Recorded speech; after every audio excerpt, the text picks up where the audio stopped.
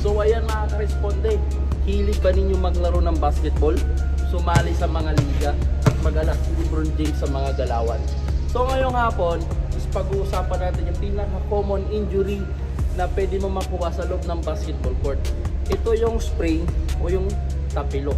So ngayon, tatalakayin natin kung ano yung first aid na pwede nating ibigay sa teammate natin na pwede matapilok sa loob ng court habang naglalaro.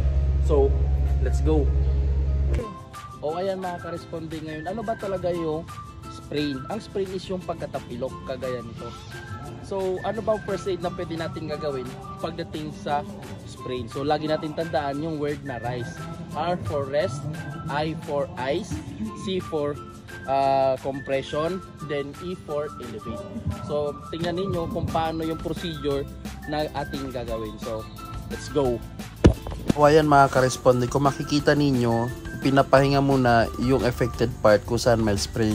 Pagtapos po is maglalagay na po tayo ng elastic bandage at kahit anong klaseng bandage na available po doon sa inyong area para pag nilagyan na po natin ng ice is hindi po siya magdadirect po doon sa balat ng ating pasyente. Lagi po ninyong tatandaan, huwag nyo pong idadirect yung paglagay ng ice mismo sa balat ng ating pasyente. So kailangan lagyan natin ng bandage. Then i-compress na po natin siya using the elastic bandage at pag na-compress na is i-elevate na po natin yung ankle ng ating pasyente na mas mataas po sa ating puso para mas maiwasan po yung pamamaga. Then pwede na po tayo tumawag sa rescue ambulance para madala po siya sa may pinakamalapit na hospital. So ayan mga ka-responde, dagdagan na naman ng inyong kaalaman pagdating sa pagbibigay ng paunang lunas.